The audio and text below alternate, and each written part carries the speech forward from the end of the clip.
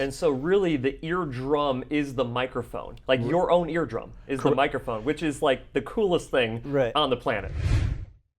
Hey guys, welcome back to the Dr. Cliff Show. I'm Cliff Olson, Doctor of Audiology and founder of Applied Hearing Solutions in Phoenix, Arizona. And today we have a very special guest, Brent Lucas from Envoy Medical. You are the CEO of Envoy Medical, but thank you for coming all the way out to Phoenix. Yeah, of course. Thanks for having us. Awesome. So we spent a few minutes talking right before this, but you know, Envoy Medical seems to be doing some really interesting, innovative things. I've made some video content about it. I first became aware of what Envoy Medical was doing back in 2015. When I was an extern out here in Phoenix, Arizona. But I'd like to, you know, kind of get to know you and the company a little bit better. Can you just kind of take us back into your history of how you transitioned and came up and became the CEO of Envoy Medical? Sure, of course. So my story actually at Envoy goes all the way back to 1995 when my father first invested in the company. Actually, my mother and father first invested in what was called St. Croix Medical. St. Croix Medical was a company that had been founded to make the world's first fully implanted device. And so it was really based around the idea that your ear is an excellent way of picking up sound. Let's leverage that. So that was my introduction. I was in middle school at the time. Actually had been following the company through, finishing high school, college, hearing about it around the dinner table. And then in 2007, I actually started working for the company as an intern when I was in law school. Knew I didn't want to be a lawyer, but it was just sort of a means to an end to get my law degree. Then started working for the company as a lawyer and eventually worked my way into business development. So I wanted to understand why our first product, the Esteem, was not doing as well as I thought it should. So I went into the field and started to meet audiologists, patients, surgeons, and really got a sense of the market and what works, what doesn't. That was a bumpy road. Envoy's had some ups and downs, and then ended up working with Glenn Taylor, who is our largest shareholder right now. If you're a basketball fan, he owns the Minnesota Timberwolves. Ah, nice.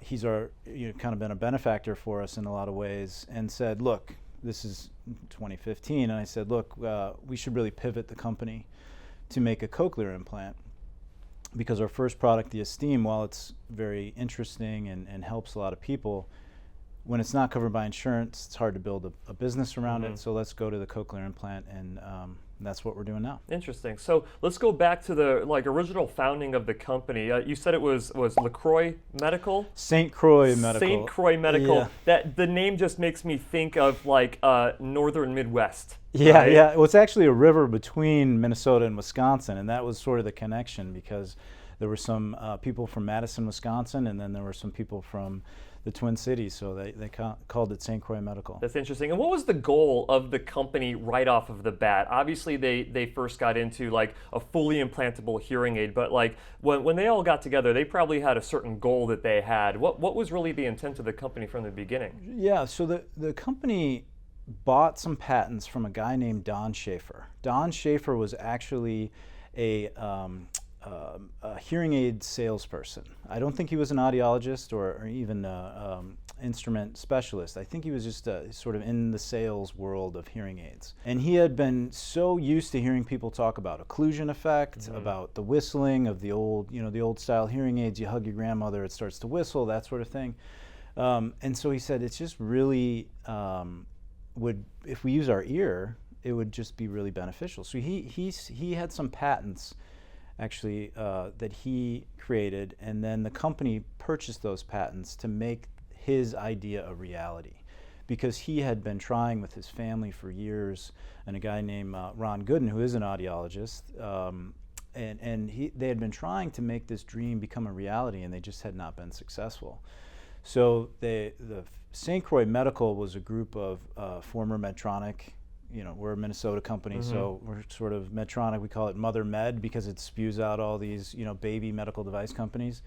And so they had gotten together to basically buy those patents and make it a reality. So that was the dream in 1995, was to make a fully implanted hearing device that used the ear to pick up sound and got rid of those sort of known issues with hearing aids, or especially the older hearing aids, which were that whistling, that feedback, sort of that gummy look, the occlusion effect. So I know things have gotten very different over the last 30 years, but that was... It's kind of funny because back in 1995, that was, to my recollection, roughly 1 year before we started seeing fully digital hearing aids hit the market. So when people are thinking of like today's devices and technology, that what you guys think of is not what it was back in 1995. Absolutely, no, very different. And so, and hearing aids are wonderful things. We're not anti-hearing aid. I mean, some people accuse us of that because we make fully implanted hearing devices, and that's not the case. I think hearing aids are perfect for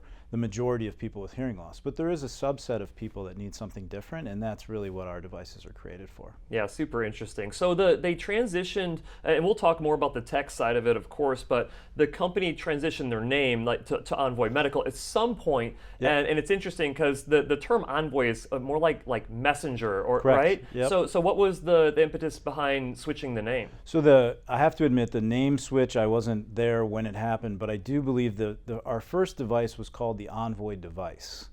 And then at some point, I think it felt like St. Croix Medical was just too localized. Like you said, it's upper Midwest. It's sort of, you think about it. So we wanted more of a global name, so they changed it to Envoy Medical, and then the device became the Esteem.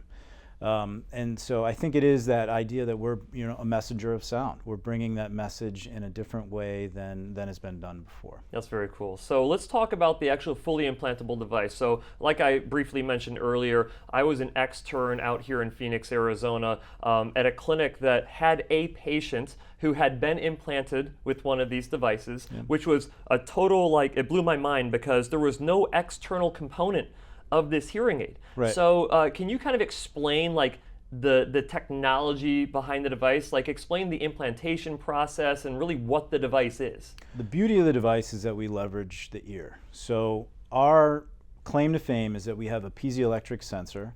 So piezoelectric material basically means if it bends, if it mechanically bends, it creates an electric signal. So we have a piezoelectric sensor that sits on the incus bone, so the second of your hearing bones.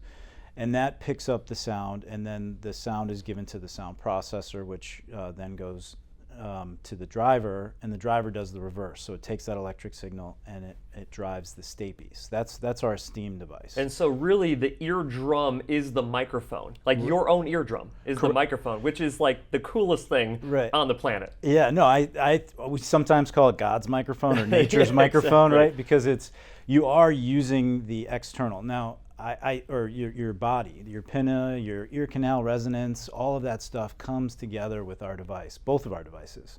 And I think that is why a lot of our patients sometimes will say, it's just a more natural sound than I'm used to with other devices.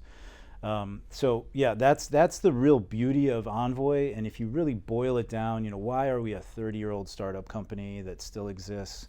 Why are we still going after this? It's because of that sensor. Our sensor really separates us from every other company on the planet, including the other cochlear implant companies. Our sensor is fundamentally different from everything else. It's kind of interesting because you think of a traditional hearing aid, and you have microphones that are external, right? Yep. And those microphones have evolved over time. We're talking about silicon solid state MEMS microphones now at this point that are picking up the vibration of sound. But there's limitations to that. Anytime something is not, like you said, God intended, right? Our eardrums are very specifically designed to accomplish the ability to hear, and we're having to create an artificial thing to be able to pick up sound.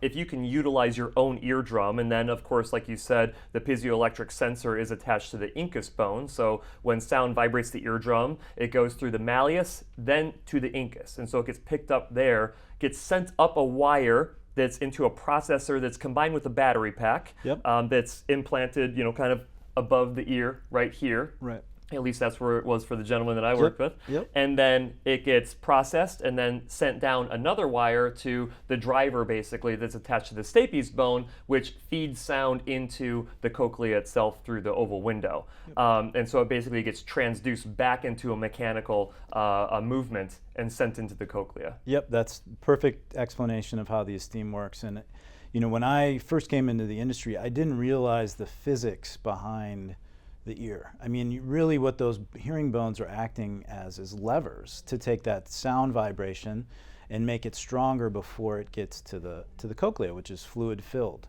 And at a certain point, you know, there's not enough there to do it by itself, right? And so our Esteem is taking that signal and directly mechanically vibrating the cochlea. So instead of, you know, externally amplifying sound or air particles rather to vibrate the eardrum at a higher intensity level, the eardrum still vibrates at the normal intensity level that the sound is hitting the eardrum with, and then it gets transduced and it gets increased, so they add gain to it, and so you're actually driving the stapes harder, I guess I should say harder, than what the eardrum is being vibrated, right? Yes. So you're essentially creating more energy inside of that transduction of sound coming through the system. And then with the added benefit of, like you said, we're using that ear canal resonance, which if you look at, you know, where that ear canal resonance is, it's where human speech is really. You know, the real benefit of that is in that human speech, which, you know, kind of makes sense when you think about it. We probably evolved that way to, you know, our ears evolved that way to really capture human speech. So we love that we use the ear. And it's not, our device is really not overly complicated. The beauty of it is how simple it is, in that it picks up the ear from the ear. Yeah, I love that. Ear canal resonance is a great thing, and pinna effect is a great thing. Yep.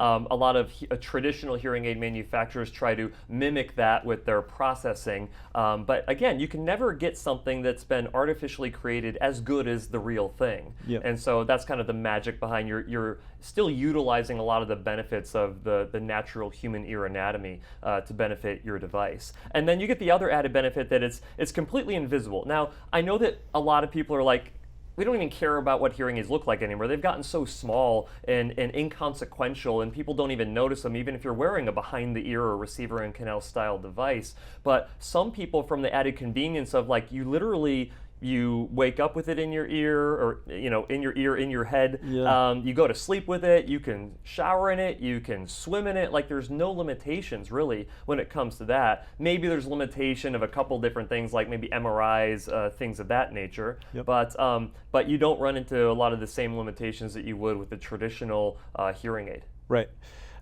Just before I forget, we are MRI compatible. Oh, you are? Very good. Up to 3 Tesla, so very similar to cochlear implants. But it is, if you need something more than that, it is a potential limitation, and there's artifact. But yeah, no, the beauty, and, you know, it's kind of hard being a fully implanted company in the hearing industry, because so many people talk about stigma, and, you know, we should get rid of stigma, which I agree. I mean, if somebody needs a device, they should get a device. But it's really the invisibility, or the ability to be discreet about your hearing loss, I think is an option that patients want. But the real beauty of it is, like you said, you wake up with it, you go to sleep with it, you can have pillow talk with your spouse if you'd like, you can go shower with it. You know, we have so many anecdotal stories. A couple of my favorites are a husband saying that his wife, when she went into assisted living, was able to communicate with her all the time because he knew she always had her device on. She didn't have to remember it, she didn't lose it. You know, that's one. I had a story of a mother in Israel when she could hear the sirens from, you know, the bombing raid sirens, so she could get her kids and leave. You know, it's just that all the time hearing that's really a benefit of our device, and something that people sort of take for granted, I think, when they don't have hearing loss. Now, there's a couple other limitations that you don't run into with this. So you were talking a little bit briefly about, like, no risk of, like, feedback, things of that nature. What are some of the other benefits that you would potentially get from a fully implanted hearing aid versus a traditional hearing aid? So I think, you know, the way we talk, and we're trying not to call ourselves a hearing aid, actually. We have a piece of legislation that's being introduced to basically try to just be a middle ear device. So that's what the Esteem is. It's a fully implanted active middle ear device. And the reason we're trying very hard to do that is because that's been the insurance company's main reason why they don't cover that first product is, well, you're a hearing aid. Just the terminology of it? Yeah. Things are crazy. So antiquated. Yeah, I know. It's just, it's bizarre that you can't even get over it. And we could sit here for 2 hours and go over just my feelings on CMS and how they define a hearing aid. Yeah, add another 3 hours for my perceptions on that. Yeah, exactly. So, so some of the other benefits could be you're waking up with it all the time. There is some research out there related to cochlear implants that if a person uses their device more often, their success with the device gets better. So the more you use your device, there's probably a correlation to results. So we think that's a possibility. Some other things, safety-wise, obviously, it's just with you all the time, so you're not having to think about it. People talk about unaddressed hearing loss and falls, risk of falls, that sort of thing. So if you can get up out of bed and not have to look for your hearing aid, it's all the way on. I mean, those are some of the benefits. People report, we haven't really been able to put the data to it, so I can't point to data, but I can say anecdotally, people talk about it being a more natural sound, understanding music a little bit better, some of those things, but again, those are anecdotal. And then, which is true across all hearing devices, quality of life increases. I mean, and every hearing device has a massive impact on quality of life, and we're no different. So that's a benefit as well. Very cool. So let's talk about some of the maybe questions that people would have about this, because this might be the first time someone watching this channel is like, I've never heard of this before. Yeah. The battery, like how do you have a battery that functions with this? Most people are used to plugging their hearing aids in at the end of the day, or swapping out the disposable batteries. Like you have the battery implanted, just under your scalp here, but still, how do you charge it?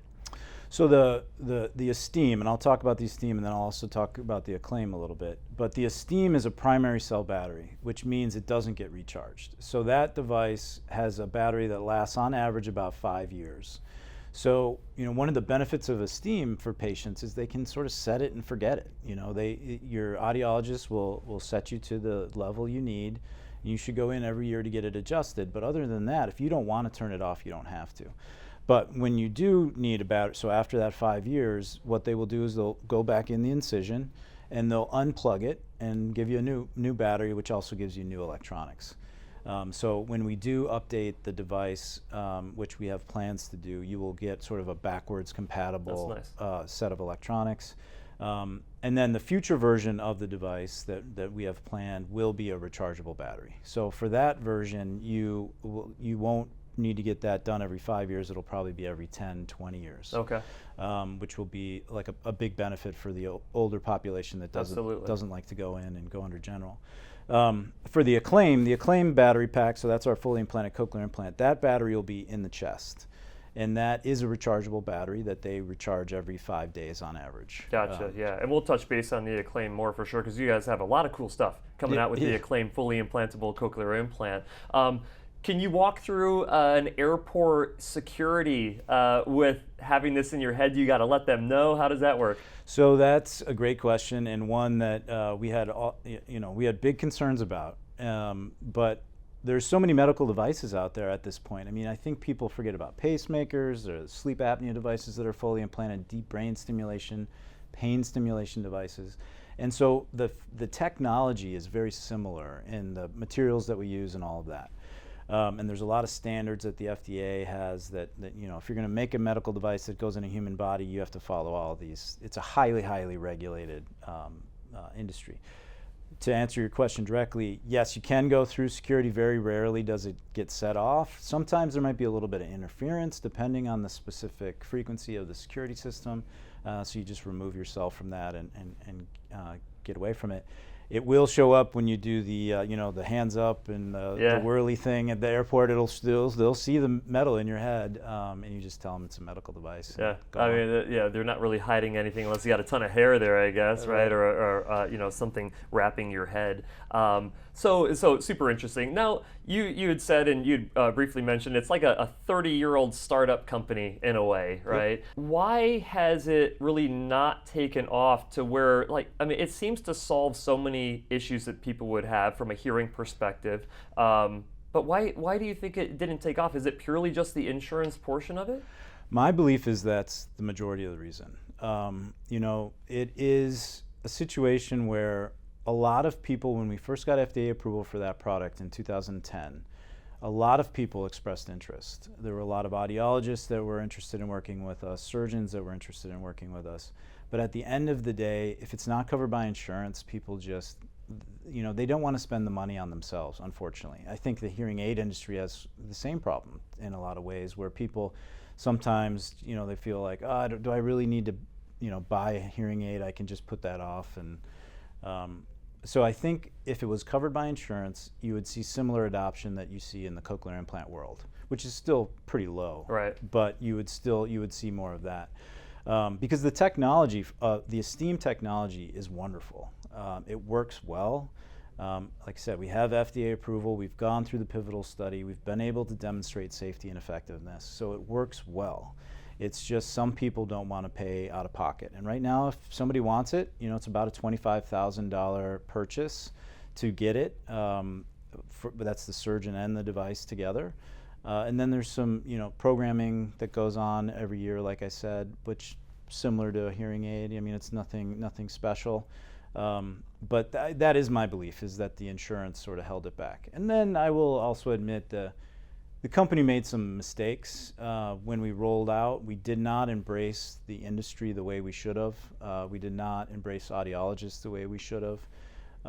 So we're not making those same mistakes again as we go forward, but that was also a little bit of... Now, we kind of joked earlier, or rather I joked earlier, that audiologists don't like anybody. They like their patients. You could, if you really sit down in private with any audiologist, they'll gripe about literally every manufacturer, supplier, competitive clinic to theirs. Like, they'll complain about everybody, right? So, it's not unique in that sense, right? Yeah. But I agree. I think the person who has the most contact with the end user of any type of hearing treatment is typically the audiologist. Right. The surgeon has probably an introductory consultation. They maybe shake the hand of the patient right before they go under anesthesia, have a post 5-minute, is everything healing up okay? And then they're pretty much done with the whole process. It's the audiologist that spends typically several hours or more, depending on the patient need, with that individual. So usually having audiologists on board is where you'll get the most bang for your buck, so to speak. Yep, and I think the other reality that I didn't know when I first came in is that some audiologists have very close relationships with particular manufacturers, and so they're sort of protective of that manufacturer, or they saw us as a threat to hearing aids. And like I said, that's a massive market. We're never going to be able to compete with hearing aids. So we just think that there's a subset of patients that want and need other options, and we have a middle ear device for them, and then as they progress we have the Acclaim as well, which is our fully implanted cochlear implant. So I think we needed to do a better job of educating audiologists that we're not here to compete with their bread and butter. We're here to provide another tool in the tool belt for people to use, similar to some of the tinnitus treatments that are coming out. I mean, these shouldn't be seen as a zero-sum product offering where it's either one or the other. It should be, here's all of the things that we have available to us. And I think that audiologists would actually benefit from more companies like us providing more options, so that they don't just have the one thing in their tool. For sure. I think that everybody is adverse to change, audiologists especially. Yeah. We resist things as much as we can until we realize, oh, actually that's a good thing, let's start doing it. I catch flack for that all the time when I'm like, hey guys, here's this new thing that you could be using, like a hearing aid dehydrator, and I'm testing it, and I'm like, this thing is really amazing, you guys should consider this. I'm like, we don't need that, our other thing is just as good. And I'm like, I've tested the other thing, and the other thing is horrible. And then here we are, like 4 or 5 years later, and now everybody's using the dehydration system. I'm like, it's just a matter of them getting, grasping the idea that progress is good. In all facets, right? Right. I think that challenging the status quo is a good thing. And at the end of the day, our job is to identify treatments that are going to be beneficial to our patients. And if we have a patient who wants a middle ear implant instead of a traditional hearing aid, we should be able to, even if we don't work with it, we should be able to articulate that that's a potential option that you should consider, and let's get you some more information about it, which is exactly why you're here today. Yeah.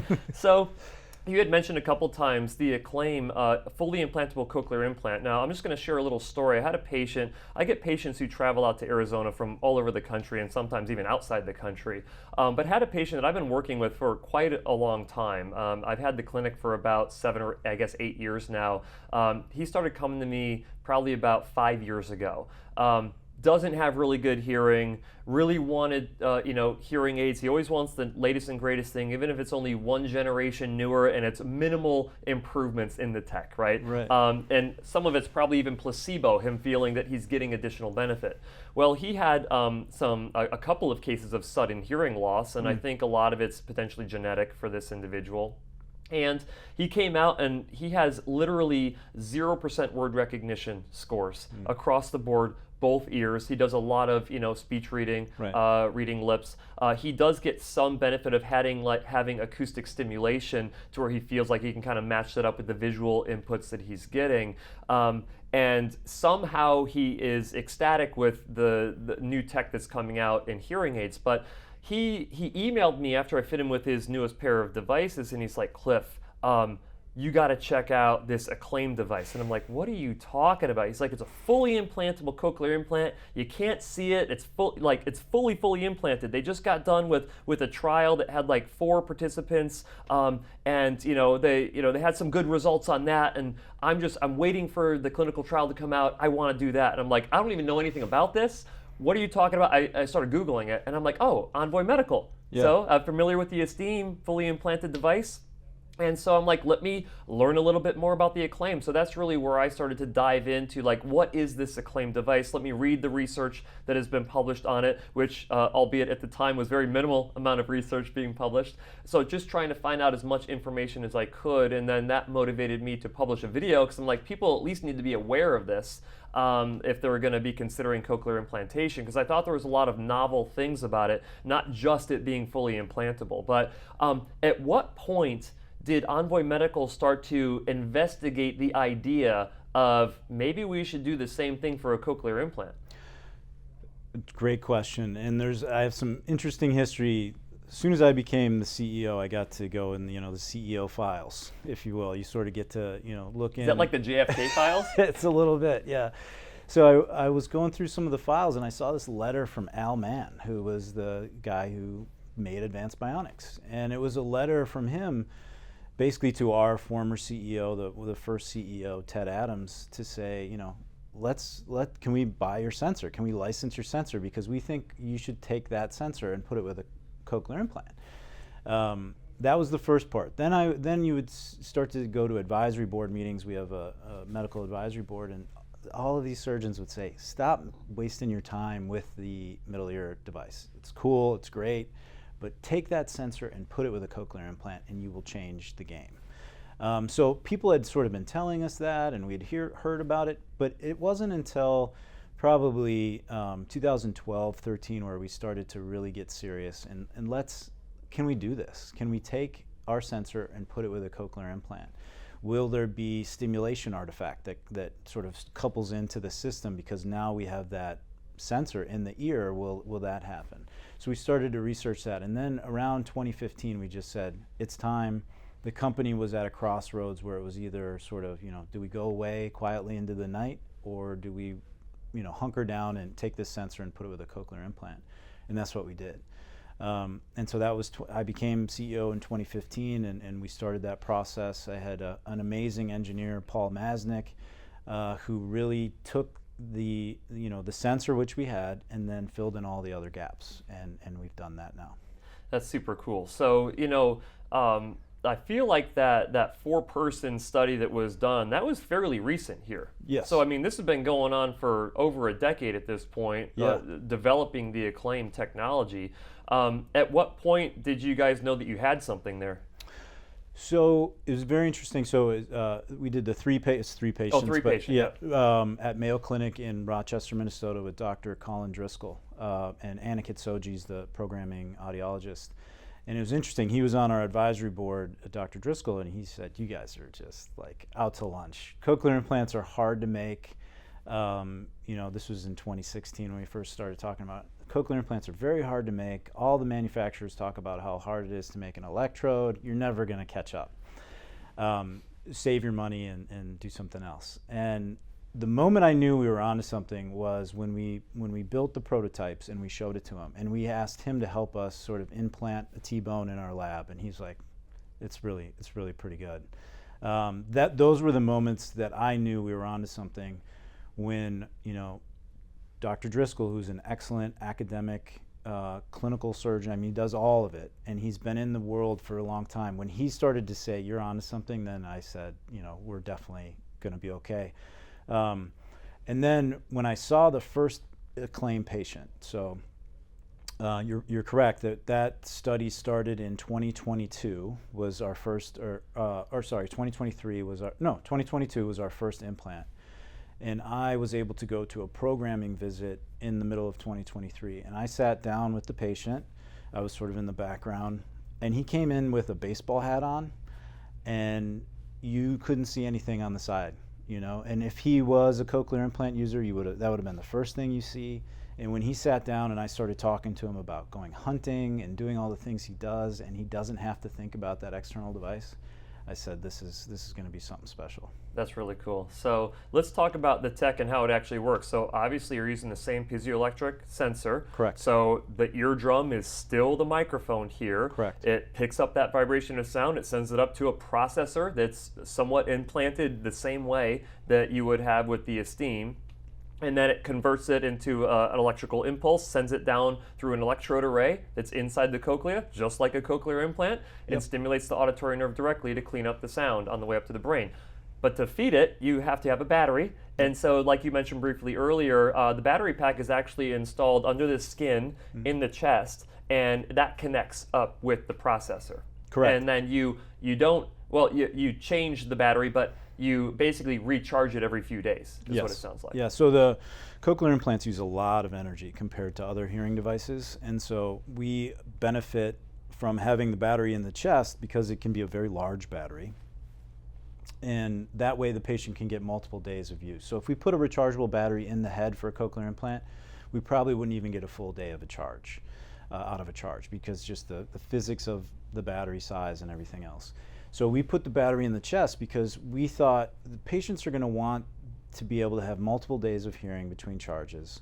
And also, you kind of would rather probably charge your chest, if you're rather than have your head every day. I'm thinking Neuralink, with Elon Musk and putting some kind of charger on your head for that. I don't know. But. Right, exactly. No, I think that's a real thing. And then we talked about MRI before with the Esteem, and that was another consideration. If you have a big battery in your head, even if you're MRI compatible, there's a lot of artifacts. So as people age, they want to be able to get an MRI of their brain because it's important to be able to do that. So part of our design was we wanted to minimize the amount of artifact that would be up there in an MRI or an X-ray, and that was another reason why we put it in the chest.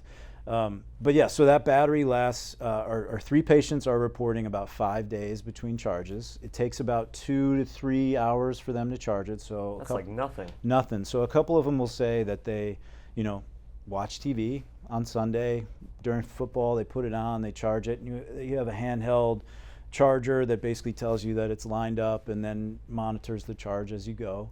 And we have some safety algorithms built into everything, so this is a very safe process, and that's something obviously we'll continue to study in the pivotal study, which is 56 patients. But we built the device thinking what is going to be the best situation for the patients, and this is what we came up with. That's really cool. So you've got this device implanted, and we'll go back through like the surgical process and stuff to help people understand really what that looks like, which is very similar to traditional cochlear implant, and then the mapping and programming of the device. But once a patient has this, can they make self-adjustments on it? Is there an app that controls it? Is there a separate remote control that controls it? How does that work? They can make adjustments. They get a remote that volume up, volume down. They can turn it off if they'd like to. Some patients don't want to turn it off at night. Some patients do want to turn it off at night. So you can do that with remote. And then there's 4 your audiologist will set you up with 4 programs, or a maximum of 4 programs, I should say. And then you can switch between those if you'd like. And so they do have that flexibility, and then the audiologist will basically map, as you said, with the same way they would map with any other cochlear implant. You know, you go in, you adjust for your hearing loss. We understand which electrodes are, you know, doing what for you, and they map it out that way. What's really interesting, and it was an accident, but what's really interesting for us is we also found that a couple of the patients like to use a hearing aid on top of their Acclaim. And that was an accident because we didn't plan on that. And then the trial patients just said, hey, I popped my hearing aid in, and wow, is it even better that way? So some of those pre-programmed settings could be, you know, CI only, or maybe it's what we call the Acclaim Plus, which would be CI plus you could throw an external device. Or I'm a big AirPod user. You want to use your AirPod, go ahead. So we're pretty excited about that. I think that's going to be a commercial benefit for us, a differentiator between all that. Was when I read the study, I was like, that's the most interesting thing that I got from it. Yeah. Maybe because I'm an audiologist and I'm biased because I fit people with hearing aids all the time, but the idea of compounding benefit using tech, or, you know, whether it's a hearing aid or, you know, just a regular earbud. You want to use earbuds on a flight, you know, listening to music or something like that. Being able to get additional benefit and still being able to use a device, because anyone else who gets a cochlear implant, like, you do get some hybrid, you know, where it's all built in and you get some low frequency amplification from the amplification portion of the hybrid implant, and then you stimulate the high frequencies with the electrode array. But most individuals, if you're getting, you know, a complete cochlear implant, not the hybrid version, you're not using a hearing aid on top of that and getting any additional benefit typically. So I found that to be really, really interesting. And that was just by accident that was found out? It was by accident. The patient, so we had, and we've talked about this in some of our publications, and the Mayo surgeons talked about it in their publications as well. We had a little bit of an electrical noise in the device. In our first version of the device, we've subsequently figured out ways of mitigating that, so the pivotal trial patients will not have that to the degree that the EFS early feasibility patients had it. So the patient went to lunch, just put his hearing aid in, and with his wife came back, and he was talking to the audiologist, and it was like, "You're doing really well. You know, what changed over lunch?" He's like, "Well, I popped my hearing aid in, and it helped." And so really what the hearing aid is doing with our device, it's not like a hybrid cochlear implant, or at least we don't think it is, in that a hybrid device, right, you're trying to amplify acoustically and electrically. I think why it helped with a couple of these patients was it just gave that eardrum a little bit more gain, you know? before you got to the device. So are all patients going to want it? No, they're not going to want it, because they're getting a fully implanted device for a reason. But I do think it provides that flexibility that you don't have with other cochlear implants, because, you know, a traditional cochlear implant, you're actually bypassing completely the ear. You're just, you know, you're picking it up off the microphone, and then you're going right to the processor and right to the cochlea. So you're bypassing the ear. You actually don't use it. So for us to be able to use the ear for these patients, I think is really going to be a game changer, and it provides a layer of flexibility that you just don't have with any other device. You know, the thing that bothers me is that as an audiologist, I didn't before it was mentioned in the paper, I'm actually bothered that I didn't think of that myself. That, like, well, yeah, because you're using the eardrum. So theoretically, if you can drive the eardrum more, you send more sound up to the processor. You could use potentially an AI hearing aid to clean up the signal more before you even vibrate the eardrum. So you're sending a cleaner signal up to the processor. So I think it's really interesting being able to use that type of a form factor that is fully implantable. So you could even use a receiver in canal or BTE device to potentially add more gain to it. I'm sure there's going to be studies that are done on that, probably after all the clinical trials are done. But you know that even if it's not done by you guys, like, someone's going to be like, we gotta answer that question, like, how much more benefit can you get? Yeah. Because any research that comes out on a traditional cochlear implant, like, that's endgame right there. There's nothing else in addition you can really do to enhance the performance of the cochlear implant like you could potentially do with this. Right. And as time goes on, like you guys are already talking about creating newer versions of the Acclaim, and you're going to be making the tech better as time goes on, just like other traditional cochlear implant companies do, which is really cool. So let's talk about the FDA approval process. So you had that 3-patient trial.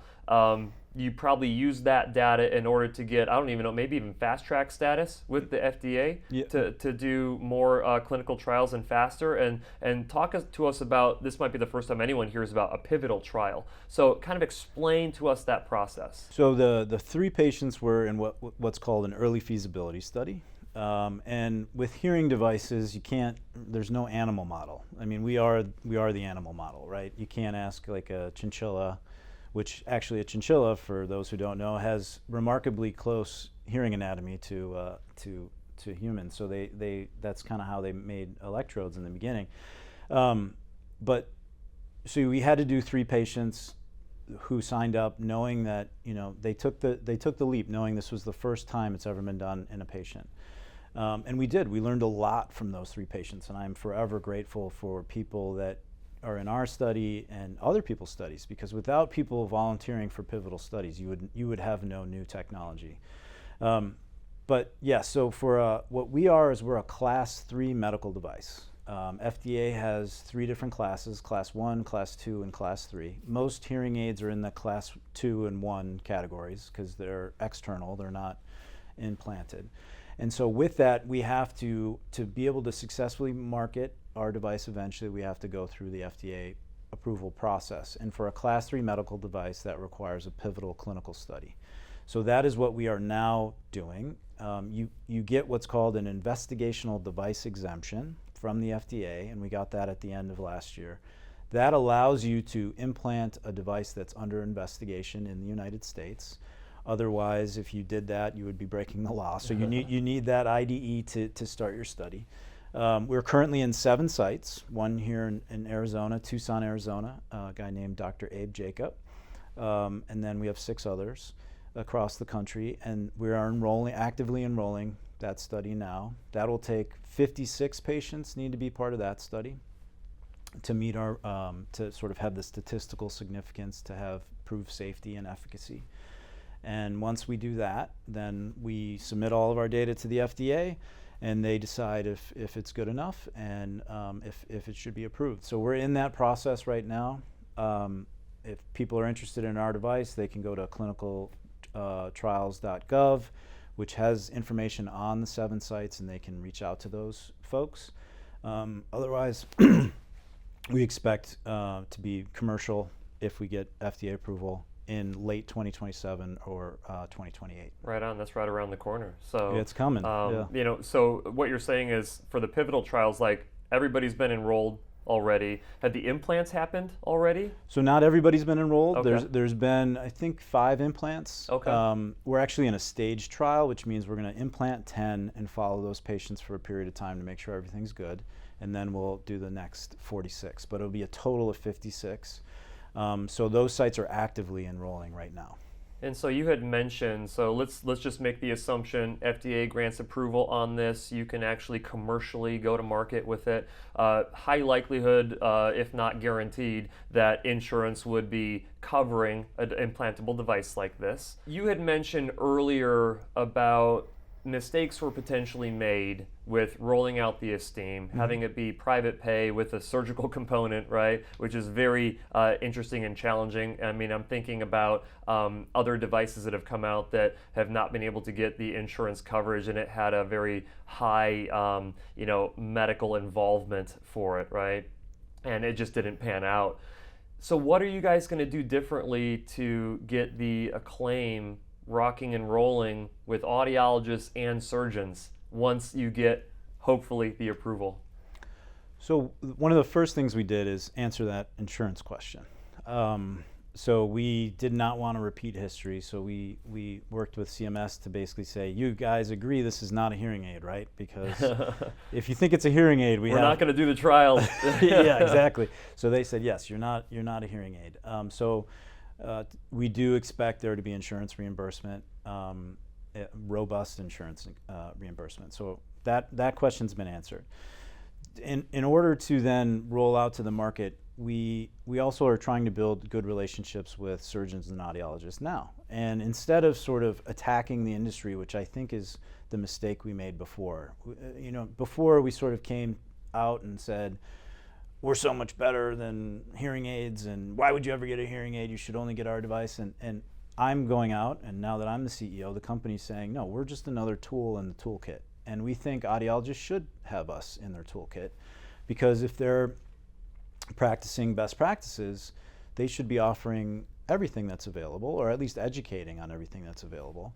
And so that's a big part of what we're doing, is we're trying to say we want to be a team member with you. We want to be in your network. We don't want this to be an either or situation. It should be additive. High tides raise all ships, and so we want to be partners with more people, and we're gonna do that. And the other thing I think you're not going to see us do, because I don't believe in it. A lot of our marketing in the beginning was around the invisibility, and yeah, that's a benefit, but it's an obvious benefit. I want people to really understand the all-day hearing, the ability to have the flexibility to use something in your ear if you'd like. Those are the things that I think are really going to resonate with more people. You know, the single mother who wants to hear her kids at night, the elderly patient who wants to stay in their house longer and not have to go to assisted living. Like, those are the people that I want to say, oh yeah, if it's fully implanted, it's with me all the time. That could be a benefit. Now, I know that you are probably fully locked into the Acclaim thing, getting approved and bringing that to market. But what are you also excited about? Because I know as a CEO, you're probably looking 5-10 years down the road of where you want this company to be. What are you looking forward to as you continue on and then wrap up the Acclaim trial and come to market? What's next on the horizon? So one of the next things on the horizon is upgrading our Esteem device, which I've wanted to do since I took over, but we had to focus on the Acclaim. But I'm very excited about upgrading that Esteem device to a rechargeable battery with digital programming, and taking it really into the next generation for that device. Because I think once we do that, you're going to see that device just really take on a life of its own. I'm hoping. The other thing that we're doing that I'm excited about, and is it an uphill climb, but we're going to keep climbing, is we're trying to get insurance reimbursement for the Esteem device. And we have 2 bills introduced in Congress, one at the Senate and one in the House, that basically says to CMS, all the bill does is, it's called the Hearing Device Coverage Clarification Act. And the only thing that they do, those bills do, is say, we are not a hearing aid. You can't call this device a hearing aid. That will then open up, I believe, the possibility of insurance reimbursement. And again, the Esteem device, other active implantable middle ear devices, they should have coverage. I mean, there's no reason that they shouldn't. And that should be a toolkit that audiologists and surgeons and patients have, right? And so to limit that, I think, is pretty silly. So our bills are bipartisan. We're looking for more support all the time, and hope patients will, reach out to their representatives and say, you should really consider this. So the future, I'm very excited about the Acclaim, and I think we're going to really capture market share quickly. So I think it's really an exciting time to be leading the company into that. It's not every day you get to disrupt a sort of sleepy market. Yeah. But then I think the Esteem's just going to come in and sort of just really boost us at the end. That's cool. Well, some unsolicited advice when you're working with audiologists: just roll out education as much as you can, right? I mean, we fear things that we don't know about. So if we can be educated, I think audiologists are hungry for education. So as much educational materials as you can put out for us, the better. But that being said, whether someone's an audiologist or hearing instrument specialist or a consumer, someone who has hearing loss themselves, where can they go to learn more information about these products that you guys are developing? Our website is envoymedical.com. That's ENVOY medical.com.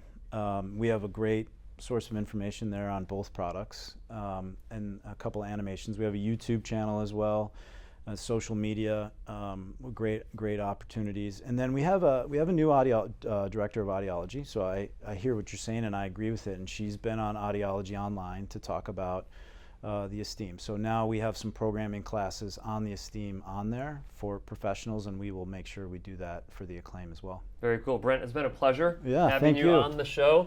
Every guest who comes out here from a different state, I always give them a little bit of a parting gift. Oh, very nice. But yeah, so you get your very own Dr. Cliff Show mug there. Cool. Very cool. So again, thank you for coming all the way Appreciate out it. from the Midwest. I'm from Illinois, so I know what a trip like that looks like. Yeah. But no, it's very great having you on the show, and it's greatly appreciated. Well, I appreciate you letting me come and talk about it. Awesome. Guys, if you enjoyed this episode, make sure that you hit the like button. If you want to see more episodes just like this, make sure you're subscribed to the channel with notifications turned on, and we'll see you next time.